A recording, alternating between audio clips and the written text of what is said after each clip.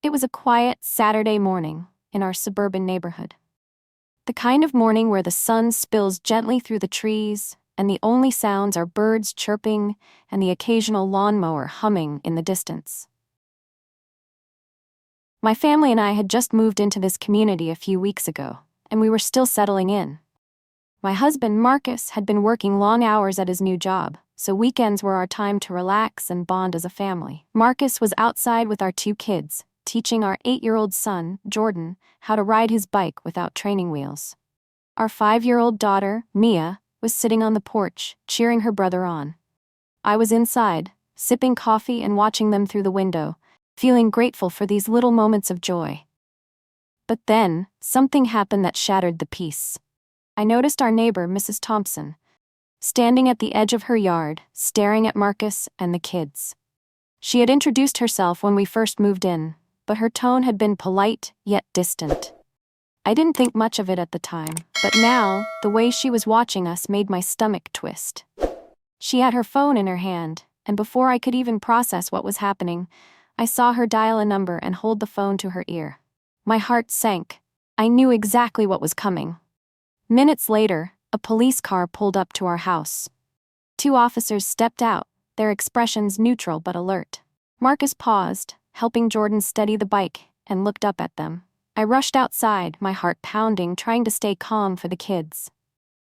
"Good morning, officers," Marcus said, his voice steady but firm.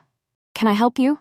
One of the officers glanced at Mrs. Thompson, who was now standing on her porch, arms crossed.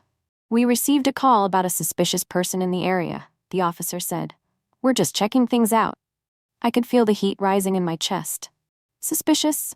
Marcus was in sweatpants and a t-shirt, helping our son ride a bike.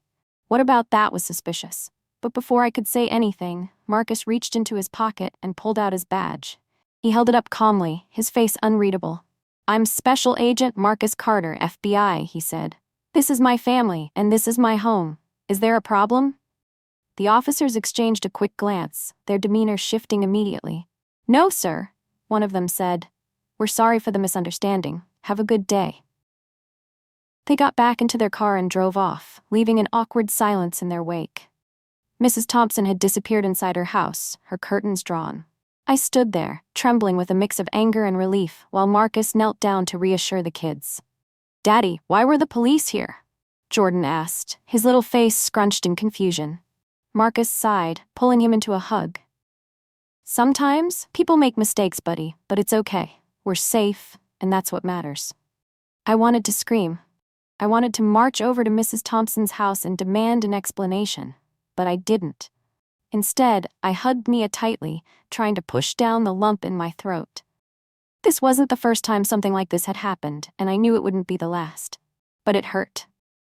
It hurt to know that no matter how hard we worked, no matter how much we achieved, some people would always see us as suspicious, just because of the color of our skin.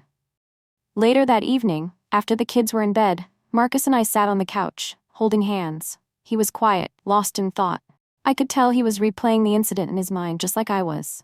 "You okay?" I asked softly. He nodded, but his eyes were heavy. "Yeah. Just tired. Tired of having to prove I belong in my own neighborhood, in my own skin." I squeezed his hand, tears welling up in my eyes. "I know, baby, I know." We sat there in silence for a while, just holding on to each other. It wasn't fair. None of it was fair.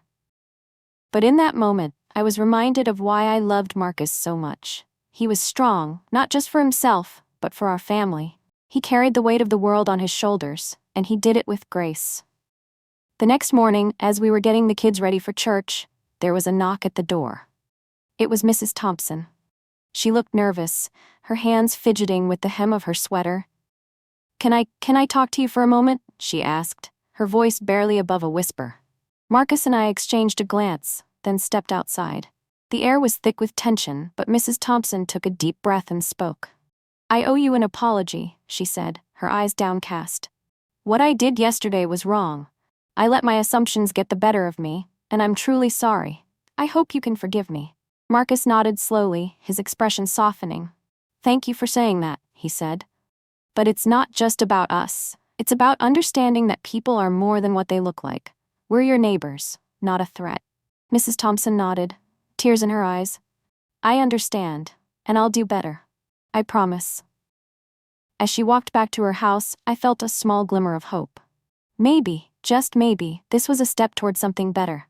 It didn't erase the pain of what had happened, but it was a start. And in the end, that's all we could ask for.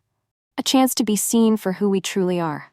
The days that followed were a mix of emotions. We tried to go about our lives as usual, but the incident lingered in the back of our minds. Marcus continued to work hard at his job, and I focused on making our house a home. The kids, thankfully, seemed to bounce back quickly, their innocence shielding them from the full weight of what had happened. One afternoon, as I was tending to the garden, Mrs. Thompson approached me again.